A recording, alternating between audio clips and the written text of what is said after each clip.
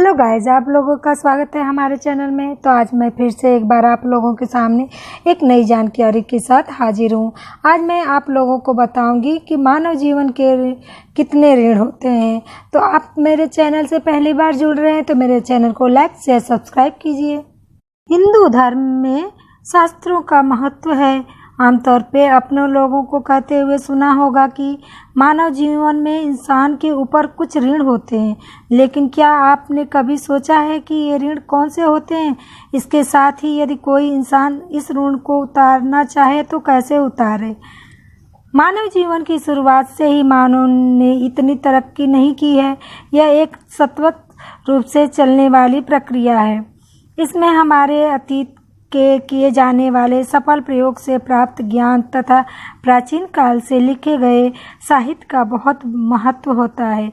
इसी कारण प्राचीन ज्ञान और साहित्य के प्रति हमारा भी कर्तव्य बनता है। इसे ही ऋषि ऋण कहा जाता है। इसे उतारने के लिए हमें भी अपने आने वाले पीढ़ियों के लिए प्राचीन ज्ञान का प्रचार तथा साहित्य को सुरक्षित अगली पीढ़ी तक पहुंचाना चाहिए। इसके साथ ही वर्तमान समय के ज्ञान और साहित्य को भी सुरक्षित करना चाहिए, तभी हम ऋषि ऋण से मुक्त हो सकते हैं। दूसरा हमारा पितृ ऋण। पितृ ऋण हमारे ऊपर होता है। साधारण शब्दों में कहा जाए तो ये हमारे लिए पिता द्वारा किया गया बच्चों के लालन पालन के लिए बहुत मेहनत करनी पड़ती है।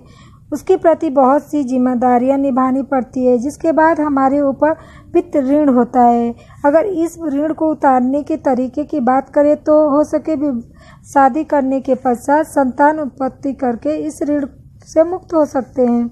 इसका कारण यह है कि हमारे लिए जो कर्तव्य पूरे किए थे, अपने बच्चों के लिए भी कर्तव्य पूरे कर तथा वंश को आगे बढ़ाकर हम इस ऋण से मुक्त हो सकते हैं। तीसरा हमारा देव ऋण। शास्त्रों के अनुसार मनुष्य पर देव ऋण भी होता है। देव ऋण देवताओं तथा भौतिक शक्तियों के प्रति दायित्व से संबंधित होता है। इसको उतारने के लिए हमें देवताओं के प्रति भक्ति भाव रखना चाहिए। इसके साथ ही उनको खुश करने के लिए यज्ञों का आयोजन भी करना चाहिए, जिससे उनको खुश किया जा सके। इसके साथ ही भौतिक शक्तियाँ भी हमारे जीवन में बहुत महत्व रखती हैं, जिसके प्रति हमें सम्मान का भाव रखना चाहिए, तभी हम देव ऋण से मुक्त हो सकते हैं।